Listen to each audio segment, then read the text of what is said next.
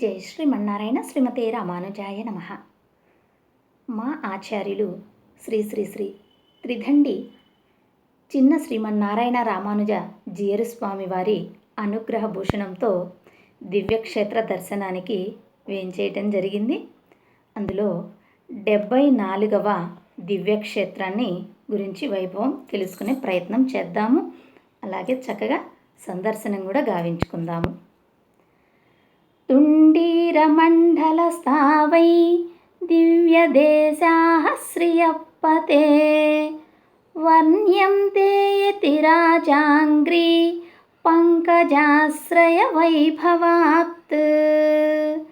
యతిరాజులైన శ్రీ రామానుజుల వారి పాదపద్మములను ఆశ్రయించిన వైభవము వలన ఇకపై తొండమండలమున గల అంటే కంచికి చుట్టూన ఉన్నటువంటి దివ్య దేశములను సేవించుకుంటున్నాము అంటూ 74వ దివ్యక్షేత్రంగా పెరుమాళ్ కోయిల్ అంటే కాంచీపురాన్ని ఇప్పుడు తెలుసుకుందాం.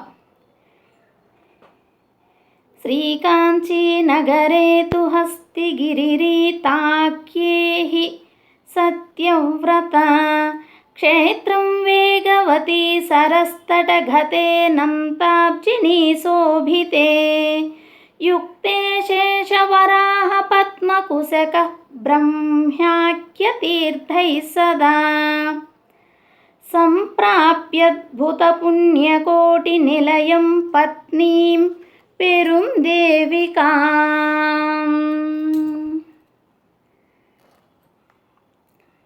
భాతి శ్రీవరదో విభుర్వరుణదిగ్వక్రాబ్జ సంస్థానగః శ్రీమన్నారాధశేషరాట్టు భృగుముని శ్రీనాగరాజేషితః.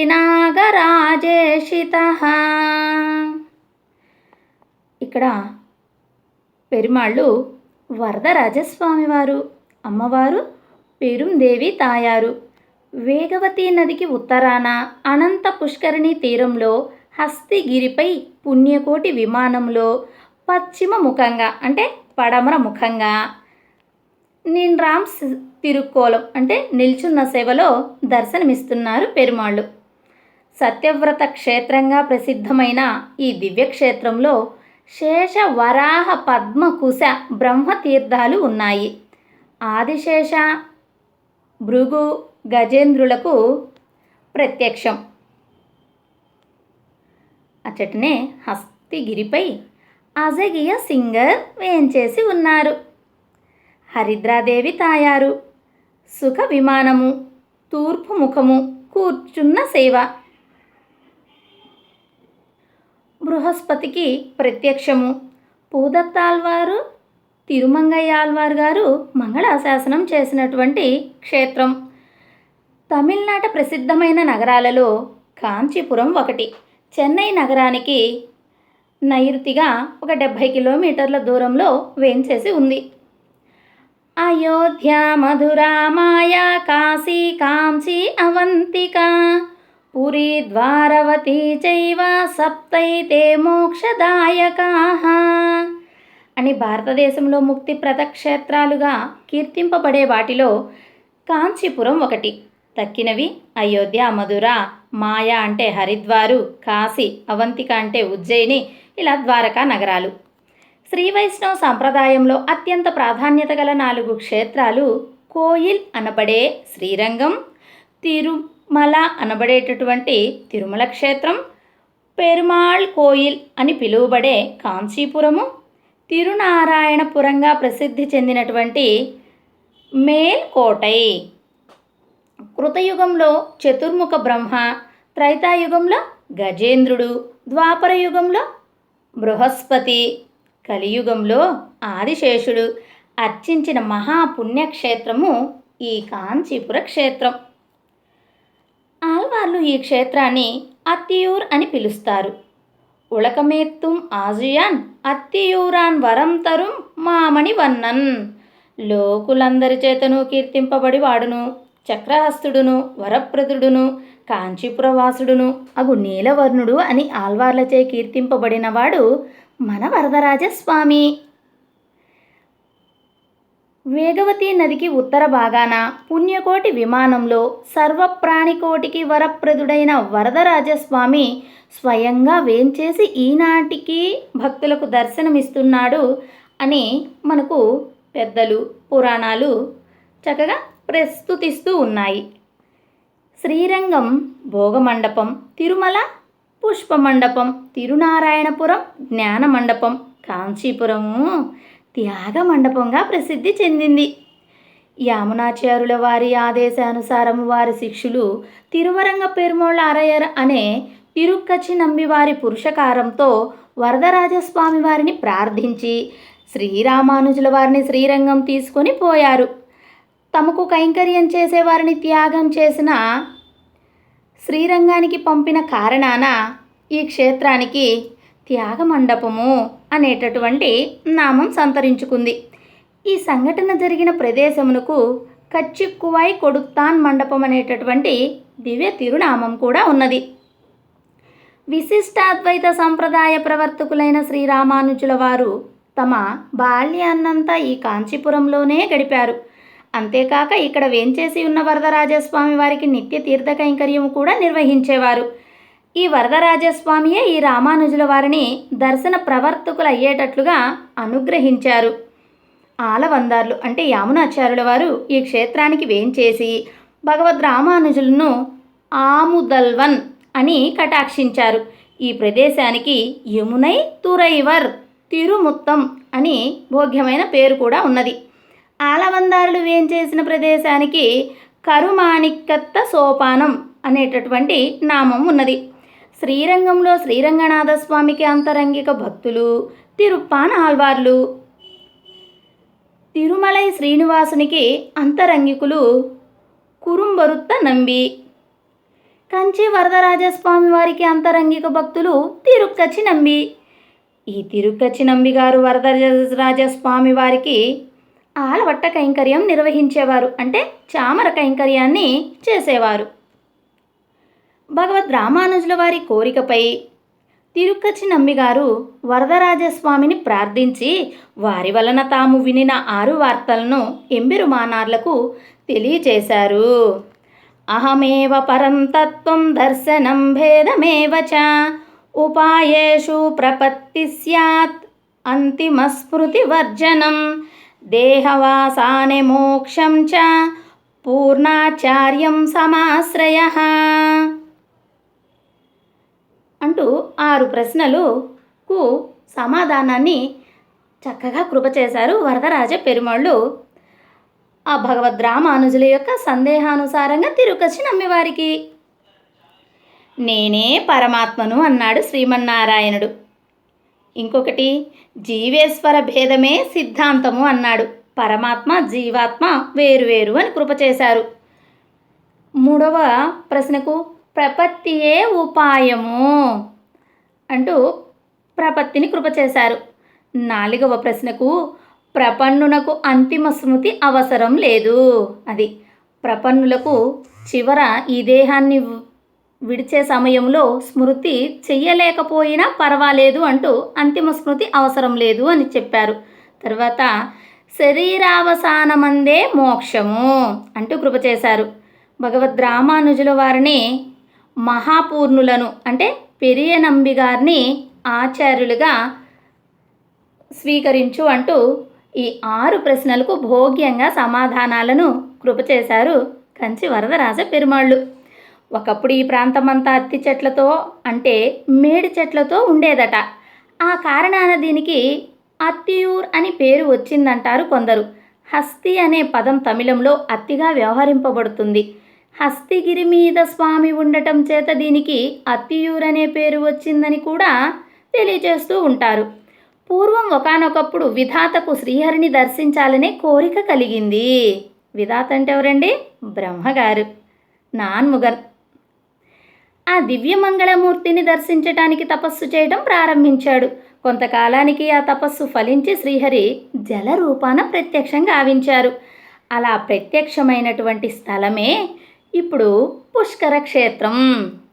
శ్రీహరి జలరూపిగా ప్రత్యక్షమైన పరమేష్టికి సంతృప్తి కలుగలేదు. ఆయన దివ్యమంగళ విగ్రహాన్ని దర్శించాలని మరలా తపస్సు చేశారు. ఈ మారు స్వామి వృక్ష ఇవ స్తబ్ధో దివి తిష్టత్యేకః తేనేదం పూర్ణం పురుషేణ సర్వం అనియు దివి వృక్ష ఇవ స్తబ్ధో భువి చారణ్యతాం గతః.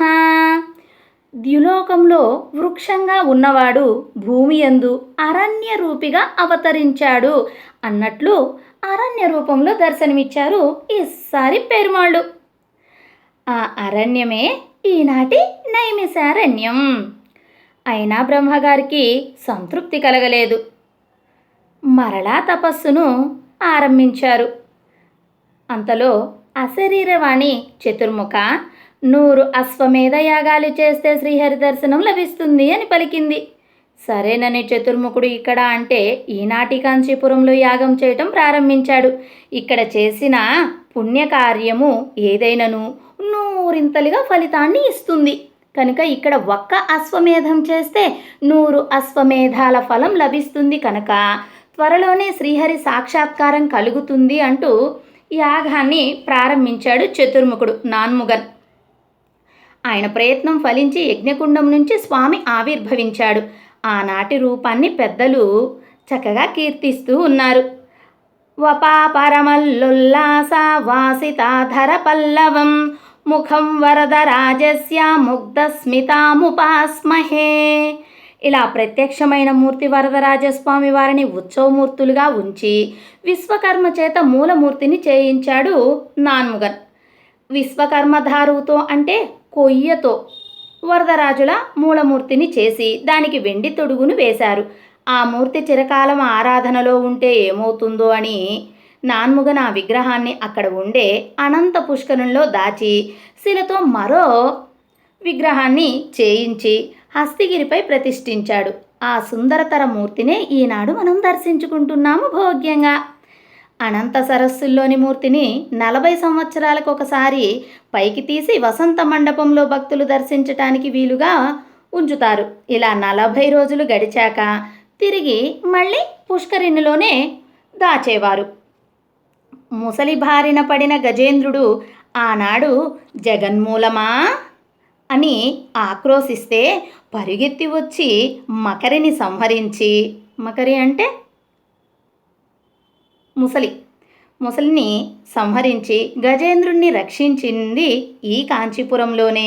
ఇలా తనను రక్షించిన స్వామిని తాను ధరించాలనే ఆశతో గజేంద్రుడు పర్వతంగా మారి స్వామిని తనపై వేంచేసి ఉన్నాడట. ఆ పర్వతమే హస్తిగిరి. ఈనాడు కరివరదుడు, ఈనాటి హస్తిగిరుడు. ఈ ఆలయము 5 ప్రాకారాలుగా ఉంటుంది. హస్తి అంటే ఏనుగు, గిరి అంటే కొండ. ఆ ఏనుగు కొండగా కలిగి ఉన్నాడు కనుక దాన్ని హస్తిగిరి అన్నారు. అందులో మొదటి ప్రాకారానికి వెయ్యంమాళిగై అనే పేరు, అంటే స్వామివారి భూలోక నివాసం అన్నమాట. ఇందులోనే గర్భాలయం ఉన్నది. ఇక రెండవ ప్రాకారం తిరుమాలై ప్రాకారం. ఇది ప్రదక్షిణ ప్రాకారం. ఇక్కడే నరసింహస్వామి వారి ఆలయం, ధన్వంతరి ఆలయం, బ్రహ్మబావి మొదలైనవి ఉన్నాయి. మూడవది ఆళవందార్ ప్రాకారం. ఇక్కడే మడుప్పల్లి పెరుందేవి తాయార్ సన్నిధి మొదలైనవి దర్శనమిస్తాయి భోగ్యంగా. ఇక 4వది ఆల్వార్ తిరువీధి. ఇక్కడే ఆల్వార్ ఆచార్యుల సన్నిధులు ఉన్నాయి. అనంత సరస్సు కూడా ఈ ప్రాకారంలోనే మనకు కనిపిస్తుంది. 5వ ప్రాకారం గోపురానికి ఈ వలనే ఉంటుంది. ఔరంగజేబు కాలంలో ఈ ప్రాంతం మీద దండయాత్ర జరిగిందట. ఆ కారణాన స్వామివారిని రక్షించాలనేటటువంటి ఉత్సవ విగ్రహాలను తీసుకుని తిరుచి జిల్లా ఉడయర్పాలయం అనే అరణ్యంలో దాచి ఉంచారు. ఆ తరువాత పరిస్థితులు అనుకూలించి పెరుమాళ్ళను తిరిగి తీసుకొని వద్దామంటే ఆనాడు ఆ ప్రాంతం ఉండే ఉడయర్పాలయం ప్రాంతాన్ని పాలించే రాజు అంగీకరించలేదట. అప్పుడు ఆత్తాంజియర్ అనే స్వామివారు తోడర్మల్లు అనే వారి సహాయంతో వరదరాజస్వామిని తిరిగి కంచికి తీసుకొని వచ్చారు. దీనికి నిదర్శనంగా ఈనాటికి ఒక ఉత్సవాన్ని జరుపుతారు ఇక్కడ. కాంచీపురం అనగానే మనకు గుర్తుకు వచ్చేది గరుడ సేవ. భోగ్యమైన కంచి గరుడ సేవ అను నానుడి తెలుగునాట ప్రసిద్ధి. వినతాసుతవాహనుడై వెడలే కాంచీవరదుడు. వినతాసుతుడంటే ఎవరండి? గరుడాల్వారు. వినుతకు కుమారుడే కదా. ఆ గరుడాల్వారు కాంచి వరదుడు ఆయనపై వేంచేసి త్యాగరాజస్వామి కంచి గరుడ సేవ వైభవాన్ని కీర్తిస్తారు. ఎవరు పరత్వము అనే ప్రశ్నకు సమాధానంగా గరుత్మంతుడు వరదరాజస్వామి పాదాలను అరచేతిలో పెట్టుకొని ఇదే పరతత్వము అని మనకు చూపిస్తున్నాడు అని అంటారు పెద్దలు. గరుత్మంతుడు వేదస్వరూపుడు. ఆయన అరచేతిలోని పాదాలే మనకు శరణ్యం అంటే రక్షకం. ఈ వైభవాన్ని దర్శించాలే గాని చెప్పతరం కాదు. వృషభ మాసంలో జరిగే బ్రహ్మోత్సవాలలో 3వ నాడు ఉదయాన్నే జరిగే ఈ గరుడ సేవను దర్శించటానికి లక్షలాది భక్తులు రాత్రి నుండే ఎదురు చూస్తూ ఉంటారు. ఈ గరుడ సేవను గురించిన ఒక ఐతిహ్యం తెలుసుకుందాము. కాంచీపురంలో ఉండే తొండమండలంలోనే షోళింగర్ అనే దివ్యదేశం ఉన్నది. దీనికే ఘటికాచలం అని, తిరుక్కడిగై అని, చోళసింహపురం అని పేర్లు ఉన్నాయి. ఈ క్షేత్రంలో దొడ్డయాచార్యుల వారనే మహాభక్తులైన శ్రీ వైష్ణవాచార్యులు ఒకరుండేవారు. వారు ప్రతి సంవత్సరం కంచిలో జరిగే బ్రహ్మోత్సవానికి వెళ్ళి గరుడ సేవను భోగ్యంగా దర్శించేవారు.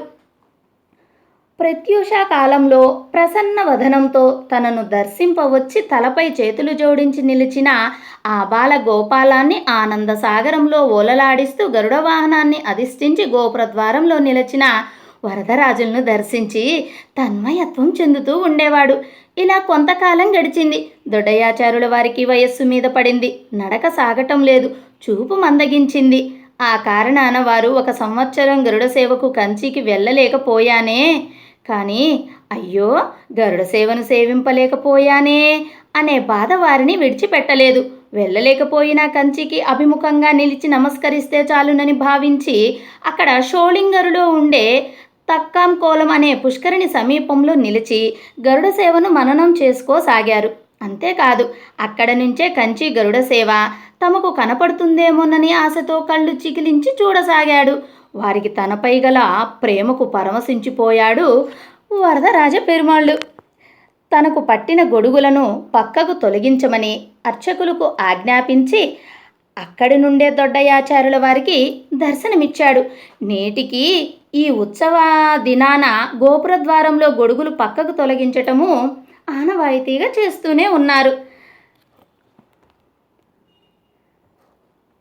ఆ తరువాత మనవాడ మామునులు మొదలైన ఆచార్యులు ఈ క్షేత్రాన్ని దర్శించి కైంకర్యాలను నిర్వహించారు.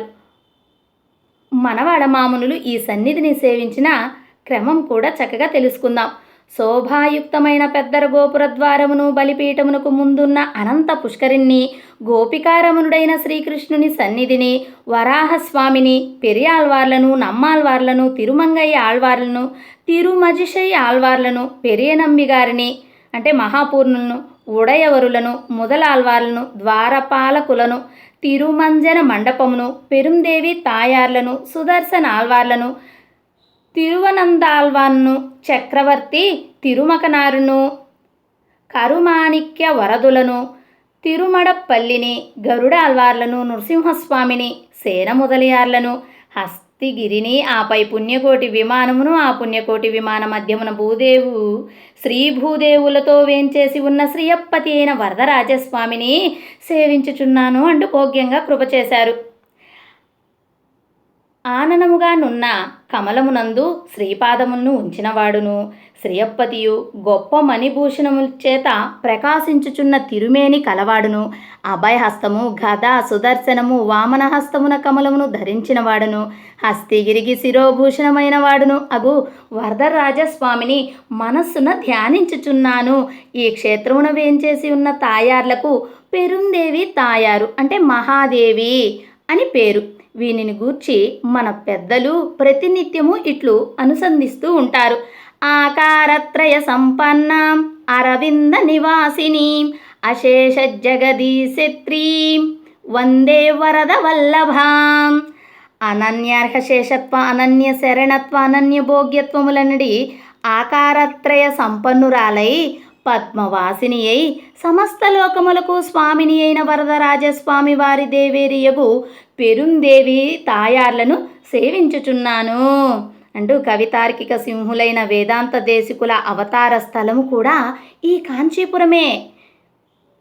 గత శతాబ్దిలో అవతరించి జగత్ప్రసిద్ధులైన జగదాచార్య సింహాసనాధీశులు, మహామహిమోపాధ్యాయులు, పద్మవిభీషణులు, శ్రీ శ్రీ శ్రీ కాంచి ప్రతివాది భయంకరం అన్నంగరాచార్య స్వామివారు అవతరించినది సత్సంప్రదాయ నిర్వాహకులుగా నున్నది. ఈ కంచిలోనే ఎందరో మహానుభావులు అవతరించి వరదరాజస్వామిని దర్శించి ధన్యులైనారు. తిరుక్కచ్చి నంబి, కూరత్తాల్వాను, శ్రీమద్ వేదాంత దేశికులు, మనవాళ మామునులు మున్నగు ఆచార్యులు, వెంకటాధ్వరి అప్పలయ్య దీక్షితులు మొదలగు కవి పుంగవులు స్వామిని కీర్తిస్తూ ఎన్నో రచనలు అనుగ్రహించారు. వాటిలో కొన్ని తెలుసుకుందాం. శ్రీ దేవరాజాష్టకము తిరుక్కచ్చి నంబివారు, శ్రీ వరదరాజస్తవం కూరత్తాల్వాను, శ్రీ వరదరాజ పంచాశత్ వేదాంత దేశికుల వారు, శ్రీ దేవరాజ మంగళాశాసనము మనవాళ మామునులు, వరదరాజస్తవం అప్పయ్య దీక్షితులు, వరదరాభ్యుదయము వెంకటాధ్వరి. కాంచీనగరమున వేంచేసి ఉన్న పెరుమోళ్ల విశేషమైన స్తోత్రము. దీప ప్రకాశ నరకేసరి విద్రుమాభా వైకుంఠ వామన యదోక్తకరాష్టబాహూన్ అన్యాన్ సుధాబప్పణి పాండవధూత హేమ వర్ణాదిమాన్ వరగురు క్రమశ శిక్షేవే.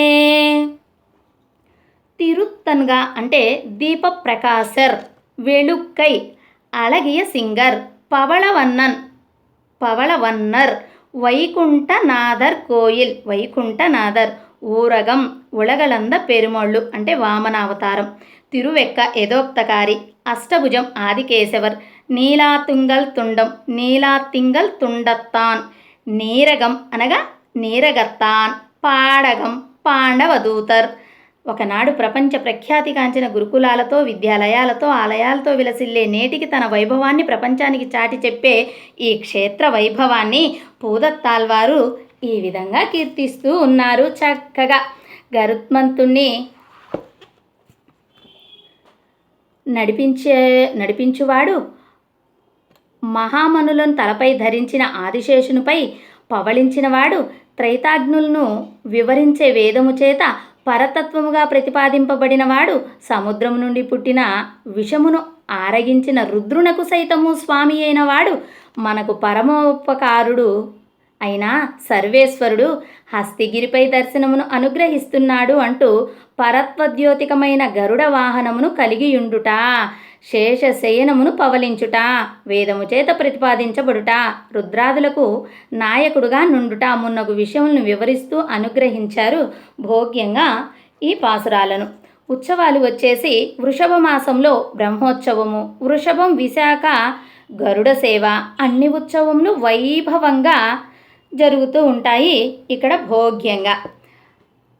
అలా ఇప్పుడు వైభవం తెలుసుకున్నాము. ఒక పాసురాన్ని సేవించుకుందాం. అత్తియూరాన్ పుల్లయూర్వాన్ అణిమణిన్ துத்தி சேர்நாகத்தின் மேல் துயில்வான் முத்தி மறையாவான் மாக்கடல் நஞ்சுண்டான் தனக்கும் இறையாவான் எங்கள் பிரான். జై శ్రీమన్నారాయణ.